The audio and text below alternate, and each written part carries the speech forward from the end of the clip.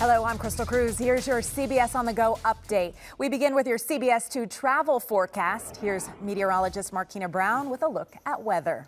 Thank you, Crystal. Flights across the country are looking really good. In fact, we have not one delay across the entire country right now. That's very good from Salt Lake City to Denver, all the way over to Atlanta. The flights are moving just fine. In terms of what we're seeing weather-wise across the country, we've got temperatures in the 90s in places like Denver. But look at all of the moisture here off to the east. Of course, we're watching a tropical system in the southeast. We'll continue to do that. But right now in LA, our temperatures are looking good and scheduled to look even better by the end of the weekend. Back to you.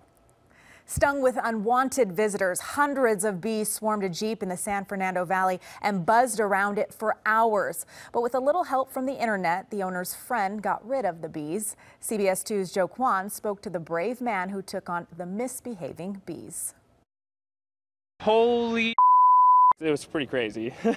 Matthew Clark was on a work break here in Chatsworth last week when his boss told him to shut the doors. He says he didn't know why, but then looked outside and says it looked like the plague was coming. Imagine a cloud of bees 50 feet wide from the floor to the top of the roofs right here. He shut this door and stayed indoors. About 5 minutes later, I look in there and they're all inside of this Jeep right here. Matthew and the owner of the Jeep, a coworker, went outside to look. And it's like, get a video of that. And Matthew did, and you're looking at what they saw. Matthew says some bee experts told them give it an hour and the bees would likely go away. But 3 hours later, they weren't going anywhere. A company offered to remove the bees for $250, but the Jeep owner said no thanks. So Matthew Googled, how do you get rid of bees? Apparently a soap and water solution. Sprayed on them and that temporarily paralyzes them. Who was the one that pulled the short straw that had to go in there and spray?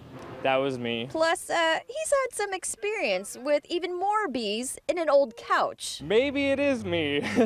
He sprayed the bees and grabbed this shop vac. Sucked them all out and we relocated them to another part of the parking lot. He even took the Jeep for a spin to try to get rid of the ones that stuck around. Matthew says even after all that, there were still about 1,000 bees buzzing around in here, but the owner of the Jeep had to get home. He lives about a few miles from here, and he tells me it was the longest drive of his life. He had bees crawling all over his arms all the way home. More than a week later, there are still some reminders of that drive home. Did he at least buy you lunch?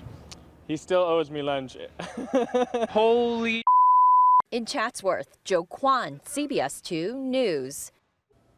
And that's your CBS On The Go update. I'm Crystal Cruz. Remember, we're always on at CBSLA.com. And be sure to watch us on CBS 2 News at 5, 6, and 11.